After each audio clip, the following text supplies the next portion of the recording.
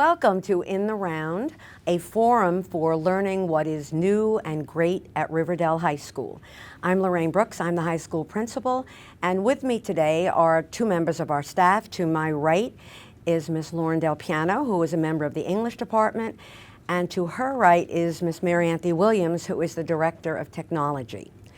And technology is what we're going to talk about today, because lots of people out there who watch us, who know about us, know that we have technology, but aren't clear about exactly what we're doing. So, Ms. Williams, we often use the expression one-to-one. What does that mean? Well, Ms. Brooks, we are fortunate to have entered into our 10th year of our one-to-one initiative. And one-to-one means that every student and every teacher has a device. And these devices stay with the users 24/7. Students have the devices from the very first day of school until the last day of school. And the goal in all of this, because I know that there are some people who might think, you know, why does everyone need to have one? Most kids have laptops and have other devices. Why is this the model we have here at Riverdale? That's a very good question, and we're asked that a lot. It levels the playing field so everyone has the same device, so that students have the same software loaded on their machine. And it gives that same experience to everyone. If you brought your own device to school, you wouldn't have, for instance, the Adobe suite loaded or the entire Office suite loaded. So it allows every user an opportunity for that 24/7 experience, but more importantly, to personalize their education, to work wherever they are at any given time, locally, or to collaborate in the cloud. And when a student is home, the student can reach our site, correct? They can reach through through a service that we have. They can reach into our network and retrieve their files that the teachers have put on either S or W or their own Y drive. More importantly, with our migration to Office 365, they can retrieve any file that they've uploaded to 365 in the cloud at on any device at any location. Now presently, and the reason we asked Ms. Del Piano here is Ms. Del Piano was at the middle school, and this is your first year back. And the middle school now has devices as well. Yes. But while you were there, they didn't. What would you say is the biggest difference between what you can do now that you could not do in the past? Well, it's an interesting question because I've been teaching about 10 years, and when I came to Riverdale, that number's significant to me because that's when I was hired here. But prior to that, I taught at Seton Hall University, and they already were giving students their own laptops. Okay. So I went to from that environment to this one and saw that I was really lucky to be in a district that saw that's where things were going, because not every district I interviewed in had that happening. And enjoyed almost 5 or 6 years up here with the one-to-one.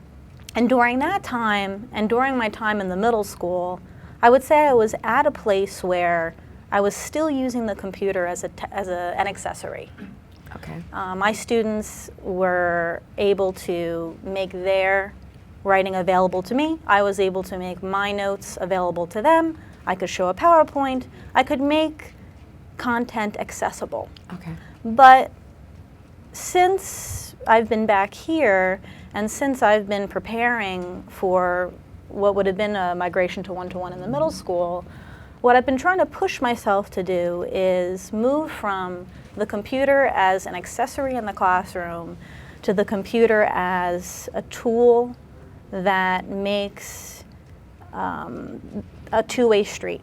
It gives every student a voice, it gives every student access, and it gives every student a chance to be who they want to be.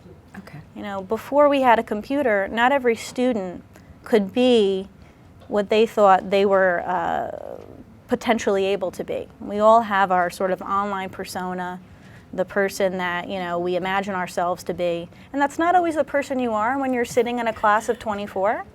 So if that means that that student can create a project that they're really passionate about, if that means that student could answer a question that they maybe don't want to raise their hand to answer, but will type out to answer, if that means they have something else to offer the class that we might not have thought of, I find that the computer creates those possibilities in my classroom.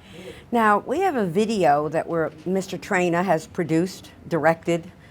How did that start? Where did this video come from? It's a very exciting initiative.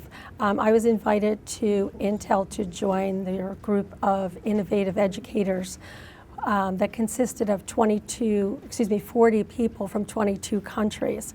And we convened there a few weeks ago to share our best practices and our innovative approaches to education. It was very exciting to speak to some of the staff members and to the students because, again, back to the one-to-one, once you have all of the ducks in a row, your robust infrastructure, quality professional development, digital curriculum, anything is possible, and students and teachers can personalize their learning and go much deeper into following their passion. So we're going to see this video that kind of gives people an idea of what we're doing at Riverdale. It is by no means completely comprehensive, but I think it will show you some of what we are talking about. So if we can see that video now.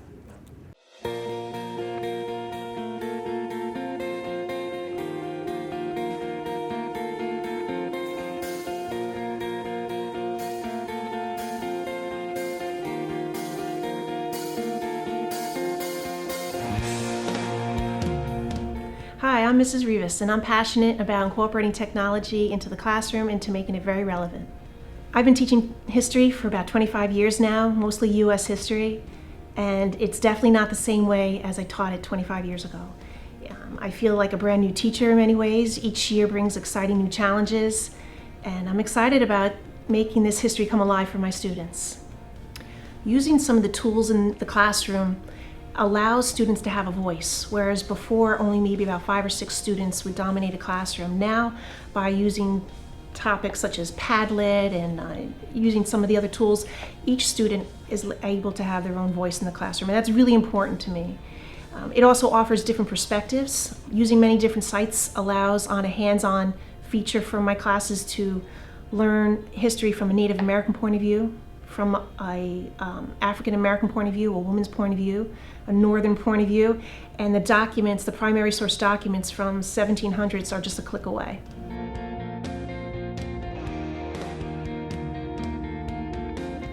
I'm Greg Serafian, and I'm passionate about cybersecurity. I've always loved problem solving and also computers, so cybersecurity has really blended the two, and it's allowed me to pursue that passion. I love the competition aspect of it and just being in that environment with my team. It's great to have that social aspect with them and just have that community with my group. Also, we drive each other and we challenge each other, especially during competition, to really work our best.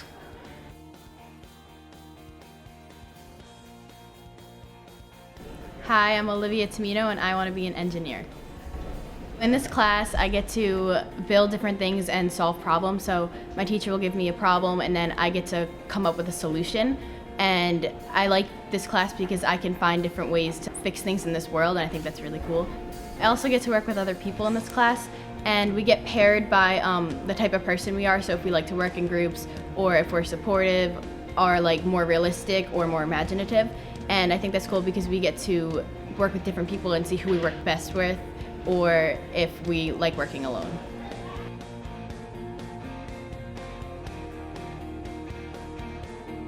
Hi, I'm Mr. Traina, and I'm passionate about TV production.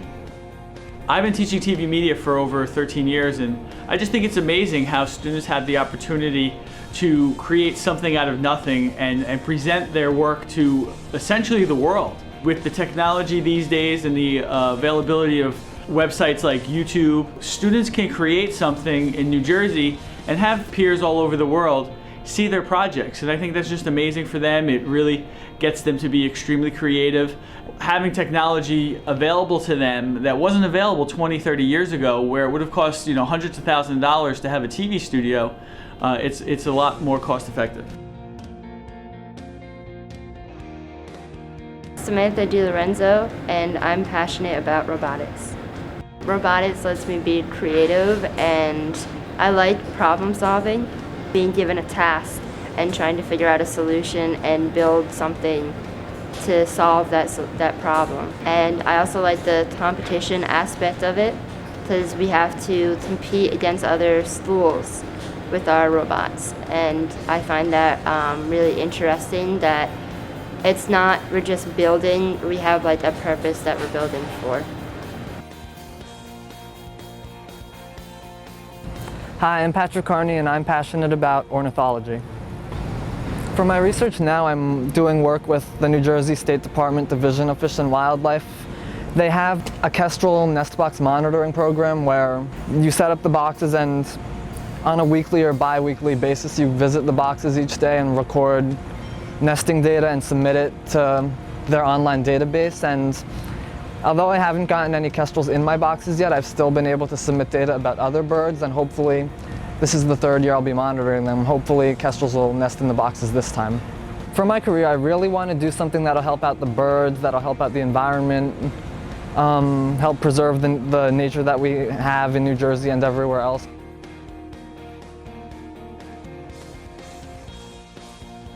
Hi, I'm Marlon Whitney, and I created a fun and interactive program to teach kids how to solve basic algebraic equations.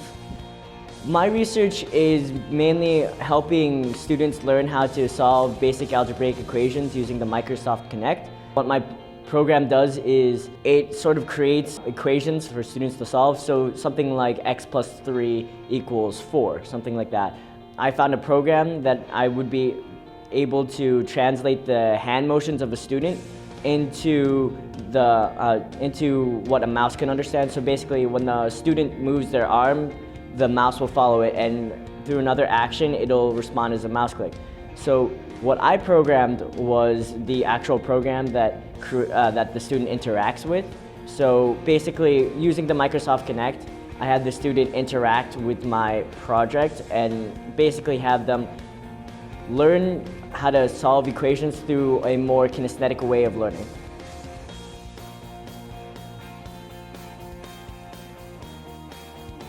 I'm Joanne Pulowski, and I'm passionate about forensic science. The Super Forensics program provides students with authenticity in the program.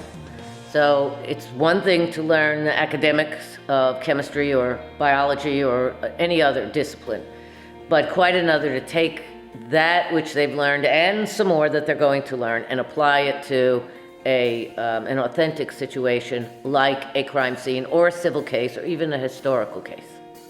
I set up a mock crime scene in the courtyard so that students would have the opportunity to take what they've read in the textbook about how a crime scene is managed and apply that to the scene itself. They then had to report how that scene specifically would be managed from soup to nuts.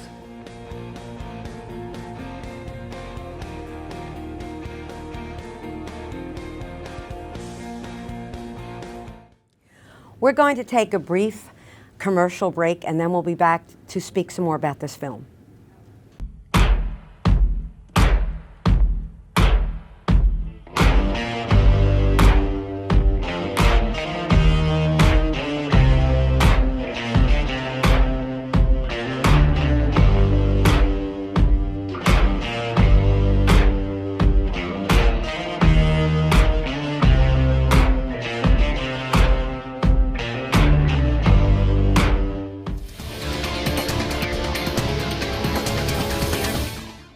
Welcome back. Well, you've just seen the film, and I'm sure there are many things that stand out for you.